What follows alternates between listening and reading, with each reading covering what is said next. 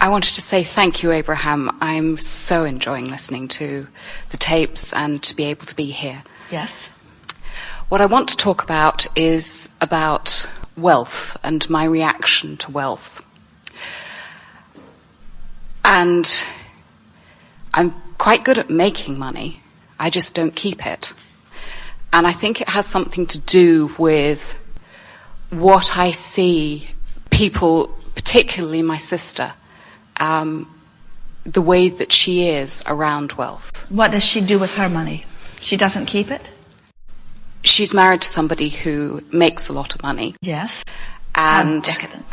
She has changed the way that she is.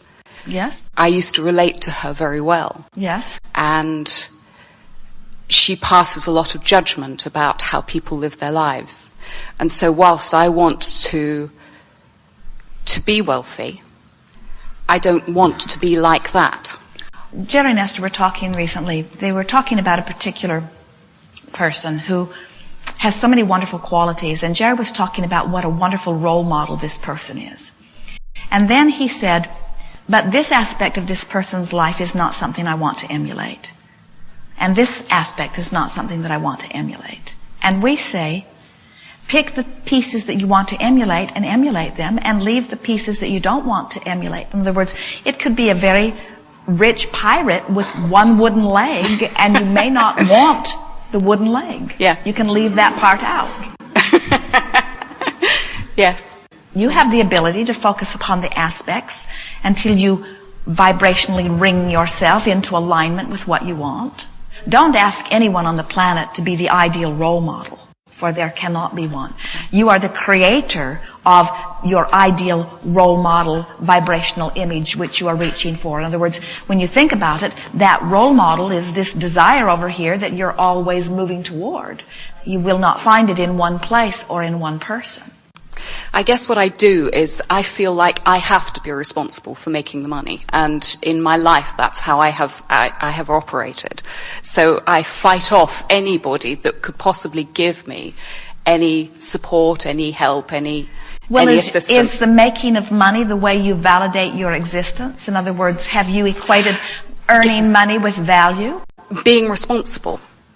I have equated it with being responsible. Well, now, think about responsible people that you know who don't have much money. Have you ever known anyone who was extremely responsible but that didn't necessarily have a lot of money? Yeah, I guess my father. In fact, you know a lot of people who were extremely responsible who didn't have any money, and so you can separate those two things, can't you, really, if you're trying to make the best of it instead of the worst of it? Yeah. So, now where are you in this? Go back to your sister and tell us again how bad she is. She's not. She's lovely. She is absolutely gorgeous. She's very kind. She's very generous. And she's so very what funny. is this bone you are picking with her? In other words, what's it about? Why is it a sore spot with you? She has forgotten that... How do you know she's forgotten? Because she doesn't talk to you about it. Are you sure she's forgotten what you think she's forgotten? She's forgotten how to be poor, or she's forgotten how to worry about money. She's forgotten how to complain about not having enough money. What is it she's forgotten? No, she tells me how to live my life. Maybe it's not forgotten. It's that having money allows her to tell me how to live my life. Well, did you tell us that you want more money? Could she be misunderstanding? In other words, could your desire for money be being translated by her as a question about how she got there? Could she be assuming that you want what she has, and could she be offering in response to that? Is that possible? Yes. And more importantly, does giving her the benefit of the doubt make you feel better or worse? This is the most important question we have ever asked you. It's the most important question you will ever answer. No pressure. Does giving her the benefit of the doubt make you feel better or worse? Worse. Yeah. So we don't really think it's about her, do you? In other words, what you just said is, when I think a positive thought about her, yes, I feel bad. Yes. So absolutely. That's all right. So what's that saying? What that's saying is, the better she is, the worse I feel. Yes. What that's saying is, when she succeeds, it points out to me my lack of success. Absolutely. And I wish she would stop doing that.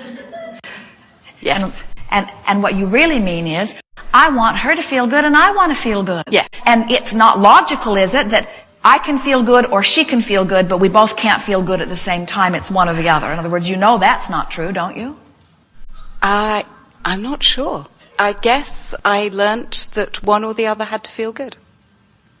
So there's not only a shortage of money, there's a shortage of the feeling of feeling good? Yeah. Now, where does that start? Where do you get your first whiff of that? Was there only so much love to go around from Mother? Could Mother only appreciate one of you at a time? What? Yes, I guess that's it.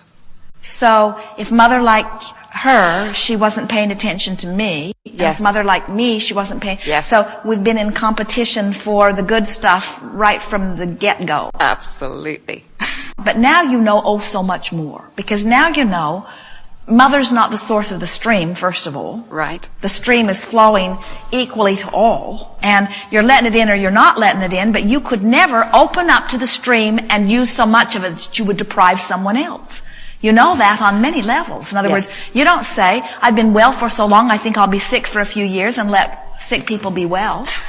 I've been using more than my fair share of the wellness for far too long, so I'm going to get really sick and let all of these sick people be. Why? You don't do that because you know your wellness or sickness doesn't have anything to do with them. Right. So in the same way, you don't say, I think I'll remain poor for a few more years and just let a few more poor people be rich. Now, there are a lot of people that think like that, but right. There couldn't be anything that is more screwy in the way you approach your experience, because there is a stream that flows, and it is a huge, abundant stream that expands proportionate to the desire that is born. And the only thing that causes someone to be deprived of the stream is their own vibrational choice of something that deprives them. Your sister hasn't got anything to do with the way your mother loves you. Your sister doesn't have anything to do with the abundance that flows to you. And we want you to find a way of letting yourself off the hook by letting her off the hook. Right. You have to feel your way there. Or you really can't go from that feeling of jealousy to gratefulness right. in one step. Okay. Without changing the subject. Okay. So what is it we're trying to bridge here? In other words, what's the point of the resistance? The point of the resistance... My sister's getting all the good stuff. And my sister is also, whenever she comes to visit, is also trying to make it difficult between my mother and I. So she's jealous of me in that respect. All right, so now that beating of that drum, which way did it take you? Back or forward? Forward, because I understand. So what you're saying is, it feels better to blame my sister than to feel the unworthy guilt that I've been feeling. Yeah. Now, did you feel that with her? That's right. But now for the first time, as you take that feeling of blame and you do it on purpose, you gain a little ground. Yeah. And can you feel some empowerment coming back with that understanding? Yeah. So would you agree that her set point has moved from unworthiness and jealousy into some justifiable blame? We would. So now beat that drum a little bit and let's make sure that this really is your new set point. Ramble. Okay. And let's see if you go this way or this way from your rambling. Start with your last words. Okay. My sister tries to make trouble. Yes. When she comes, she tries to stir up trouble. Yeah. And I'm learning how to deal with that. Sometimes I take myself out of the house. Sometimes because she comes and stays at my mother's house with her children and her husband. And I take myself out of the house. Or if she's causing trouble, then I walk away.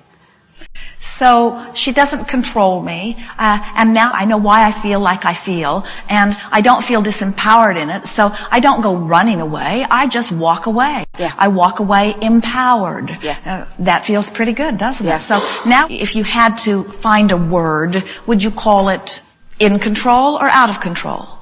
Mostly in control. Would you call it resentful or would you call it determined? Oh, determined. Oh, that's very good. Determined feels much better than resentful, because resentful is sort of disempowering, and determined is empowering. So now what? Want to try to go further? Yeah. So you're feeling determined. You don't feel a victim. You don't feel so disempowered. You don't feel so guilty. You don't even feel so blameful. In other words, your determination is certainly more life-giving in terms of oxygen than the feeling of blame. And so you sort of want to stay there for a little while. Now what? Could you get from hopefulness to there? Could you make the jump from determination to, I'm hoping that things will get better between us, and I would like to understand the way she thinks, but I don't really have to understand the way she thinks. I hope she has a happy life. I certainly intend to have a happy life. In other words, we think you can make those jumps wholeheartedly. In other words, we don't feel any reservation in your vibration as you do that. And from here, it's easy to just keep moving up. Now, here's the thing that we think about all of this. You moved quickly with our encouragement. Right. And none of it was faked. In other words, every vibrational move you made, you really made. So your set point, your vibrational set point on this subject has moved tremendously. Don't be alarmed if that feeling of jealousy flares up again, because it very well may. But when it does, it will be so much easier for you to move back over to that determination and that hopefulness than ever before. And before you know it, you'll have this new set point where it will be impossible for your sister to ever make you jealous. Because you'll be saying and meaning things like, I'm always moving forward, and I'm in the process of determining what I want, and good things are always coming to us, and we have different sets of intentions, and the universe adores me too, and the path of my well-being does not come through the root of your well-being. You can't pinch it off.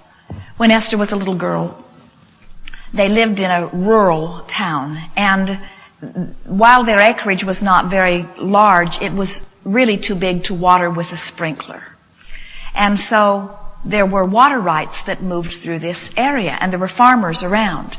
And so Esther's mother got out the deed to their house and read about the water rights to their property and determined that a river that then went into a very fast-moving ditch, carried water into the farmer's fields, and that she was entitled to 6 hours a week of that water. It was written right into her deed. And so she went to figure out how to do it. And the problem was the ditch bank was lower on the other side of the crest of the hill. So the water always went naturally that way. And so she got some stakes and some canvas, and she built the ditch bank up herself because she was determined that she was going to get those 6 hours of water into her backyard.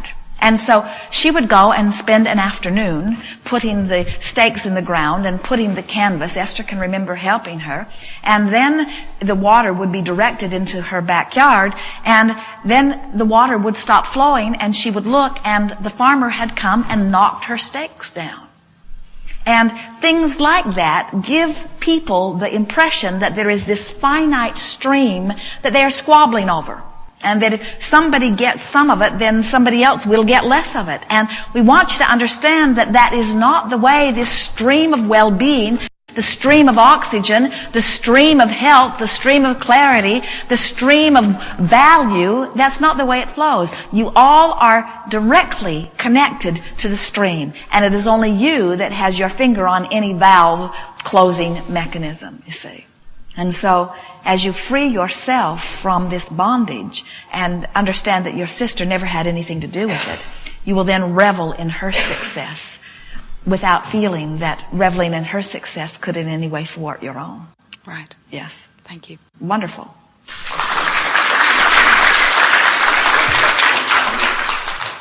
You're getting the hang of this.